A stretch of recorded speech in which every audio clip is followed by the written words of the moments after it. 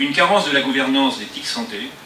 Alors ça, ce n'est pas nous, industriels, qui le disons, enfin plutôt nous le disons, mais nous ne sommes pas les seuls maintenant à l'écrire, puisque cette carence ou cette difficulté a fait l'objet d'une succession de rapports sur ces 15 dernières années, de l'IGAS, de la Cour des comptes, des différents corps de contrôle de l'État, et a fait l'objet récemment d'un rapport sur la gouvernance, justement, préconisant un certain nombre de modifications dont nous espérons vraiment qu'elles vont être mises en œuvre parce qu'elles découlent du bon sens et elles reçoivent pleinement le soutien des acteurs de la société civile. Et donc ce rapport a été rédigé et remis à la ministre par Michel Gagneux le 15 juin dernier. Ceux qui souhaiteraient la voir, ça se lit très très vite et très très bien. Il y a 7 recommandations, je crois. 12, pardon. Comme les 12 travaux. Donc 12 recommandations qui vraiment découlent du bon sens et qui vont vraiment dans le bon sens. Deuxième préoccupation, faiblesse de la volonté politique. Alors on peut presque dire que ça c'était le presque passé, puisque il y a un certain nombre d'annonces qui ont été faites, en particulier à partir du 5 novembre 2008 en Conseil des ministres par la ministre de la Santé, réitérées par le Président de la République le 9 janvier lors de ses vœux au personnel de santé à Strasbourg. La télémédecine, la télésanté, les technologies de santé sont une absolue priorité pour permettre à notre système de santé et à nos concitoyens de pouvoir être mieux pris en charge. Alors, la difficulté désormais, c'est de transformer ces annonces et ces recommandations vraiment que nous appelons de nos voeux en concrétude. C'est difficile, ça va prendre un petit peu de temps, mais nous avons le sentiment vraiment que nous sommes sur une tendance extrêmement porteuse, d'autant que les élus de la République, les parlementaires des deux chambres, sont tétanisés par le phénomène de désertification médicale, et il y a vraiment une prise de conscience du personnel politique de l'urgence de résoudre, enfin de traiter le sujet.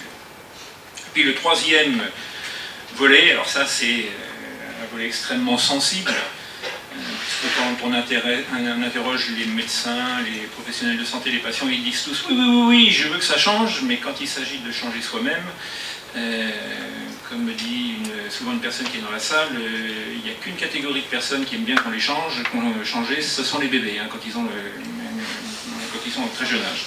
Donc il y a une conduite du changement à prendre en compte qui nécessite véritablement une volonté politique ferme, claire, dans la concertation, et du point de vue des industriels, en termes de concertation, la concertation qu'il y a désormais avec la nouvelle équipe de direction d'éthique santé auprès du ministère de la Santé, et sans lui faire monter le rose aux joues sur l'impulsion de Michel Gagneux, vraiment cette concertation est à l'œuvre et nous pouvons nous en témoignons avec d'autant plus de plaisir que nous avons eu fut un temps où nous étions beaucoup plus critiques sur la gouvernance d'éthique santé. Donc aujourd'hui, il y a vraiment un contexte politique, institutionnel, extrêmement positif.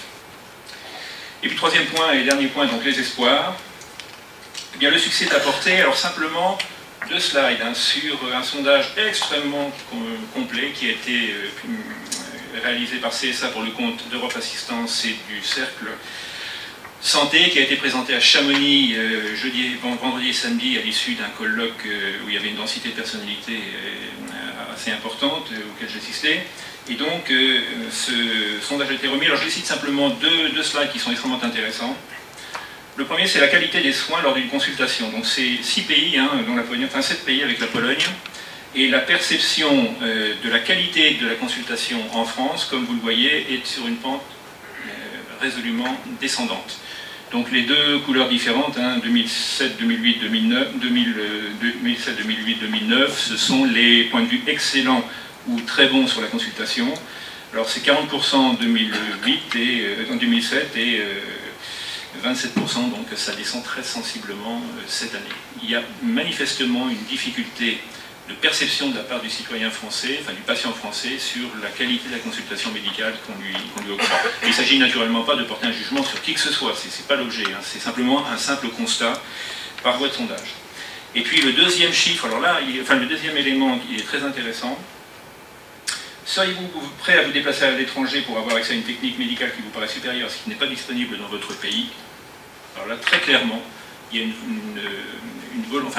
une déclaration de la part des citoyens européens de se déplacer n'importe où c'est nécessaire pour se faire bien soigner.